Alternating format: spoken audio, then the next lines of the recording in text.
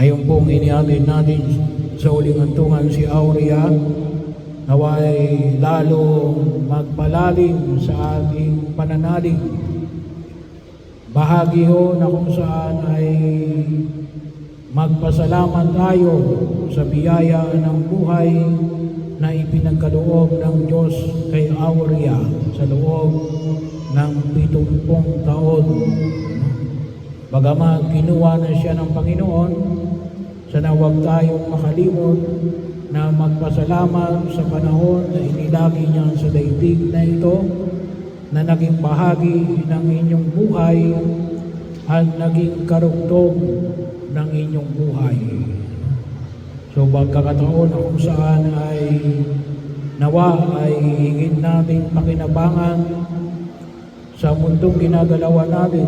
Kaya magpasalamat palagi tayo everyday sa biyaya ng buhay na ipinagkaloob ng Diyos sa bawat isa sa atin. Pagkakataon na kung saan ay binigyan tayo ng panahon, hindi nga lang pare-pareho. Mayroong maiksi. Itong mga nakalipas na itong linggo na itong kasalukuyan ay mayroon din ako inilibing bagong panganak. So bahagi ho na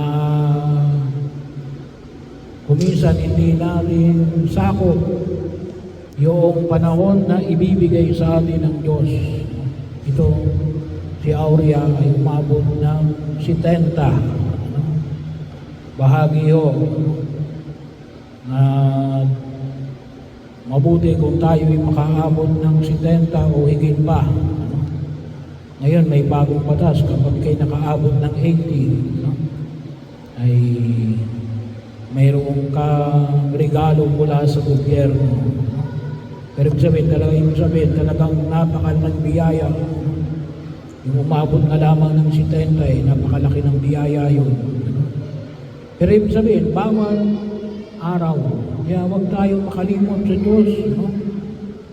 Pagkagising mo sa umaga, magpasalamat tayo. Kahit magandanda lang tayo ng krus, sa ngalan ng Ama at ng Anak at ng Espiritu Santo.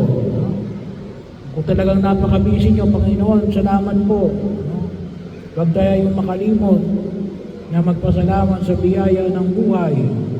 Huwag tayo makalimot na tayo ngayon narito at nagkatipon-tipon para kay Aurea. Sapagkat yun yung isa sa pinakamahalagang biyaya na ipinagkaloob ng Diyos sa atin.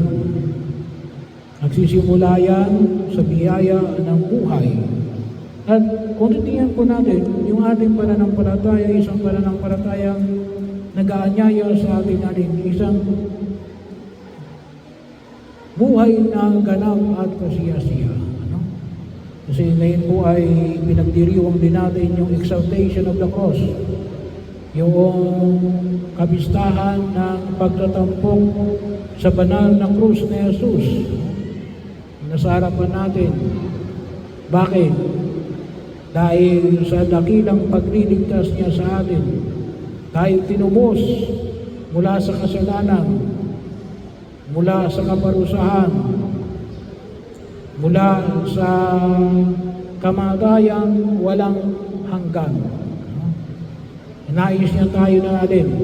Kahit na tayo mamatay sa daigdig na ito, nais niya tayong gabayan sa mundong ginagalawan natin habang tayo nabubuhay, upang magkaroon tayo ng buhay na ganap at kasiyasiya. Kaya sabi niya, lumayo kayo sa kasalanan. Kasi bakit pahirapan ng kayo ng kasalanan? Kung minsan hindi natin nakikita, akala natin masarap yung kasalanan. Hindi. Pahirapan kayo noon. At hindi lamang para magkaroon tayo ng maayos na buhay sa daigdig na ito. Kaya nais ng Diyos na tayo ay higit na makinabang sa mundong ginagalawan natin. Kung minsan hindi lang tayo may kasalanan.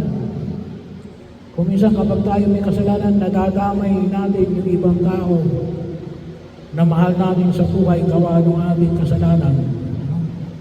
Kaya nga kalimitang binibigay kong halimbawa, may isang bata, Father, bakit Bakit naman ako naghihirap? Wala naman akong kasalanan. Eh, nasaan ang tatay mo? Nagtatago ho. Bakit nagtatago? Nakamatay ng tao. Kaya siya hindi makapag-aral. Kasi nagtatago yung tatay niya. Hindi niya kasalanan. Sino may kasalanan? Yung tatay niya. Basta nadadamay, tatay niya yun eh. So kaya po, kuminsan, nakita natin yun ang ginagawa ng kasalanan. Pinahihirapan tayo at ang mga tao minamahal natin.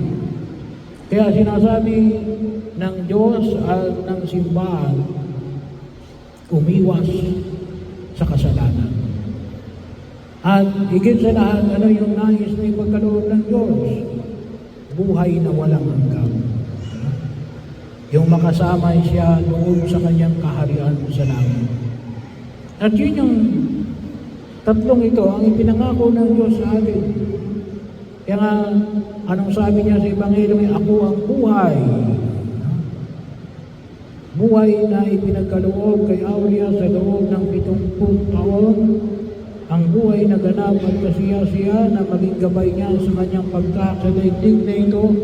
At ang buhay na walang hanggan. Yung makasama ang Diyos, yun yung pinakataluktok ng biyaya ng pagliligtas ng ating Panginoong Jesucristo na ipinagkaloob sa ating mula nung tayo bininyagan. At tayo nananalangin na nawa sa pagkamatay ni Aurea ay kanyang pakinabangan doon sa kaharian.